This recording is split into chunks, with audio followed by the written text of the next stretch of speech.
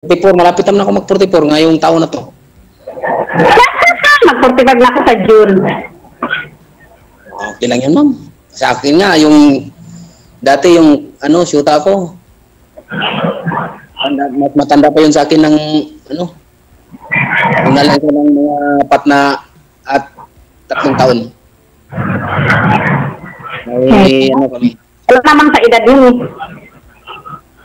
Opo, ma'am. Ganyan po. Basta magkaintindihan lang. Hindi naman importante edad eh. Hindi naman kung marunong mag-rumispito. Pero mabuti na rin yung magkaalaman. Malaman yung talagang niya. Anong pangalan. At saka yung... Ay, matanong ko rin ma'am. Ano ang pangalan niyo, ma'am? I'm Joanna. Joanna. Ano pong trabaho niyo dyan sa ma'am? Sa Singapore? Singapore ba yan? Malaysia. Malaysia? DH? Nag-aalaga ako ng matanda. Kaya ako dito inuupahan ko kasi 7 hours lang ang trabaho ko. Po, ganun po ba? Matagal na po kayo dyan, ma'am? Matagal na. 10 taon na. Dito na ako tumanda. Kumusta nga pala yung mo? Meron ka ng anak? Meron 3 babae. 3 babae. Inanak ko sila dito tapos inuwi ko sa Pinas noong 2019. Ilang taon na yung mo, bunso? Siyam na siya noong November, last November. Siyam. Yung panganay? 12. Yung isa, yung pangalawa, 11. Ay, ganun po. 3 babae. Ikaw? 2 babae.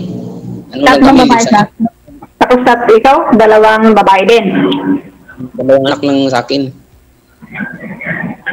Walang nagpapaaral. Kasi wala kasi kami sa mama niya. Katulad rin, nag-abroad rin siya. Sa labas. Hindi lang siguro nagkaunawaan dahil nung dito naman siya, okay naman kami. Mabait naman siya. Kasi nag-abroad na siya. Yung nakaintindihan. Pero may 2 kasi natanggap ko yun siya, may 2 siyang anak dati. Parang yung anak niya, pa lang dati. 7 years old, saka yung isa 8 years old. Tagal-tagal rin kami nagsama, siguro. Kami ganun. Siyam o sa mag-sampo. May 2 kaming anak. Nagkalabuan nga kami dahil lumabas siya. Reality na yata sa Pinas ang ganun. Kaya lahat ng record namin dito is single mother. Mga Pilipino daw, bakit mga single mother? Malaysian. Ako talaga single. Malaysian po yung tatay ng mga anak mo, ma'am? Diyan po ninyo ginawa, pinanganak, tapos inuwi dito sa Pinas? Oo, kasi ang alam ko, sa bahan siya na lokal. Kaya natukso ako para maging local din ako, para hindi ako para mura ba yung para magka-ICU, ano ba yun? Para siyempre maging Malaysian ka na rin, no? Oo, ganun. Kasi mahal na ang permit dito, lalo pag sarili mo ang papel mo. Hindi pala, kasi fake pala sila. Ay, ganun? Pero daw sila sa Sabah, pero hindi ni-register ng nanay nila na Badyaw. So, ni-register ko din sila sa Malaysia na single mother ako, kaya wala akong sinulat na papa sa 3 babae na anak ko. Kasi wala akong ipapakita dito na IC ng asawa ko. Kaya sinabi kong single mother ako. Yeah, alam naman nila dito sa DGP ng Malaysia. Na kahit i-register mo na walang ama. So paano yan ngayon? Ano po kayo dyan? Ano pa rin? Working visa? Working visa pa rin. Pero parang freelance din kasi sarili ko ang papel ko. Pero mahal lang.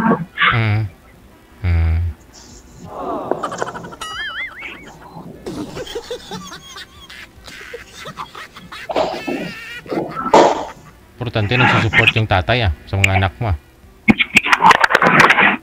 Ang problema nga Sir DJ is ngayon, gusto nilang kunin sa Zamboanga kasi 5 years na silang hindi nagsusuporta. Gusto nilang kunin sa Zamboanga ngayon para wag na daw akong magproblema ng padala, para sila na daw ang magsusuporta. Ang problema kasi sa tradisyon ng Muslim, ipapaasawa nila kasi dalaga na, 12 years old at 11 yung dalawa. Agoy. Kaya isang stress ko ngayon. Kaya salamat din at live akong parang nabunot ba yung ewan ko, yung stress ko nang maghapon.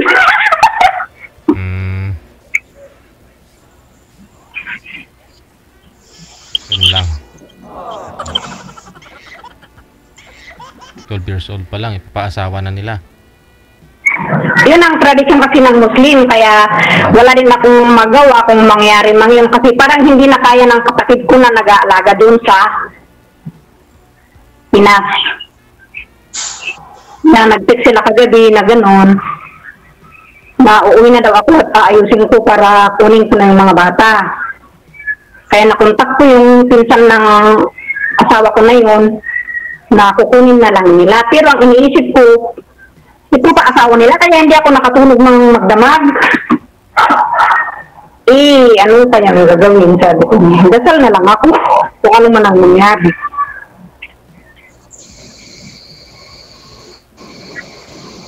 Ano po ma'am? Ano po kayo ma'am? Muslim? Dati nung nagsampay ng 8 years, of course, naging Muslim ako. Siyempre, sa respect ko sa religion nila. Pero wala na kami ng 2017, wala na, hindi na ako Muslim. Pero sa Muslim pa naman ma'am, iba pa naman ang ano sa Muslim. Pag hindi wala kayong kasulatan na hiwalay talaga kayo. Hindi pa kayo, legal pa kayo. Kasi ignorante ako noon. Kinasal daw kami sa imam na tinatawag nilang imam. Wala akong alam doon, pero wala akong sign na mag-asawa kami, wala kaming marriage contract. Kaya nung i-register ko yung mga anak ko dito sa GPN, tinanong nila, sabi ko wala po akong pinirmahan. So, sinabi ko yung totoo, hindi ko po alam, parang ito kasi ang alam ko is sabahan sila is local, hindi pala. So, yun, pinaliwanag ko. Pag-government ng mindaftaran dito. Iniintindihan naman nila. Kaya, sinulat pa rin as a single mother ako. Na parang kapatid ko yung 3 anak ko.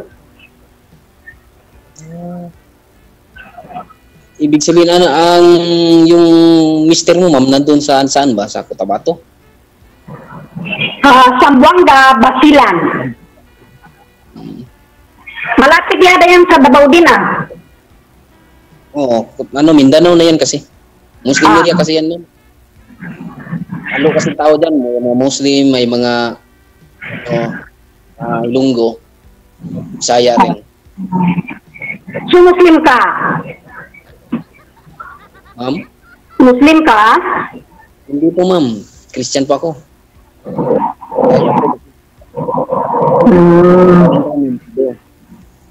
Tunay kami Bisaya. Kaya matagal na rin ako kasi dito ako kasi naisilang sa Mindanao. Alam ko yung patakaran ng Muslim.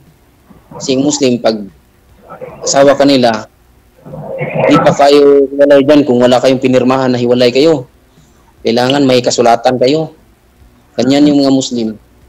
Pag makita yun nila ng babae. Kasi kaya ano ba yun, nagka-problema noon kasi wala na siyang papel dito sa Malaysia, kaya pinasok dito sa bahay, pinasok ng mga GP, kaya nakuha siya, kaya nakulong siya ng 8 months. Eh, mag-isa ako na doon, nag-overtime ng night time at saka daytime, hindi ko na kaya yung mga bata, pinunta ko sa church kay Pastor Kibuloy. Alam mo yan, kasi Davao siya. Inalagaan nila doon ng 1 month. Nagbabayad ako ng 700 RM, 700. Alaga nila doon. Pero gusto ko na silang uuwi. Kaya inuwi ko sila ng 2019. Ibig sabihin yung mga anak mo doon kay Pastor Kibuloy. Nag-stay sila doon ng 1 year nung nakulong na yung papa nila na ako lang ang nagtatrabaho na nagsusuporta sa mga bata. Kaya pinunta ko kay Pastor Kibuloy dito sa Kuala Lumpur. Hindi dyan sa Pinas. Dito sa Malaysia. Paano kayo nagkakilala ni ni Pastor Kibuloy? Change topic tayo. Ay. Change topic, okay?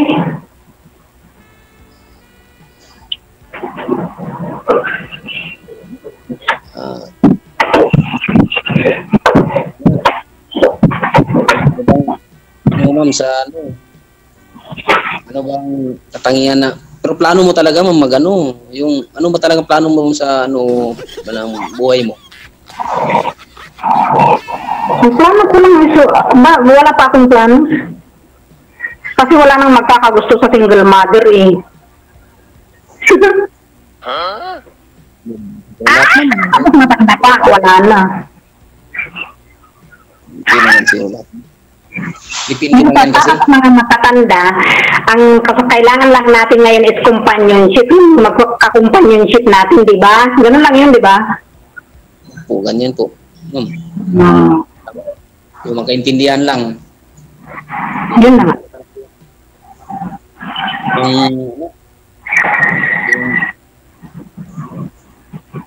Yung ang kalagayan, importante magkaintindihan lang. Oh, so it means naka-duty ka ngayon. Oh, pauwi na rin ako kasi nandito na rin kasama ko. Okay. First time ko kasi ma'am dito sumali. First time ko din. Kaya nagulat ako kanina. Oo. Medyo yung una na na ilang na kabahan ako ba? Kinakabahan. Kinakabahan ako una kasi first time pa lang. Ba't naman kinakabahan? Ganito kasi ma'am, pag hindi kasi sanay. Ako pinapawisan lang. Buksan ko na yata yung ceiling fan ko. Pero matanong ko lang ma'am.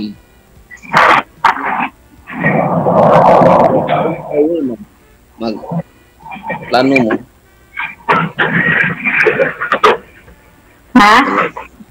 Kailan plano mo uwi ka sa Sumbonga? Baka this month. Kaayusin ko yung problema ko sa mga bata. Ipapakuha ko na yung mga bata, ipupunta nila sa Zamboanga. Yun na siguro ang solusyon. Pero since the topic... Kailangan, ganito kasi payo ko sa iyo, pag magpunta ka rin sa Zamboanga, kailangan mayroon kayong kasulatan na hiwalay na kayo sa mister mo na Muslim. Kasi ang Muslim kasi hindi pa kasi hiwalay yan kung wala kayong kasulatan. Wala naman kaming kasal. Napapil. Pero sa kanila, wala daw kasing kasal na papel, na marriage contract. Pero pag maghiwalay daw, magpirmahan. Sabi ko, ano yan? Maintindihan. Sa kanila, bawal sila mag-asawa kung hindi kasal sila sa kanila. Sige. Naka-connected naman na po kayo sa isa't isa, no? Pwede po kayo magpatuloy sa pag-uusap. Maraming salamat sa time. Wanted. Okay. Bye-bye. Sweetheart. Sige. Wala ako may papayo dun eh.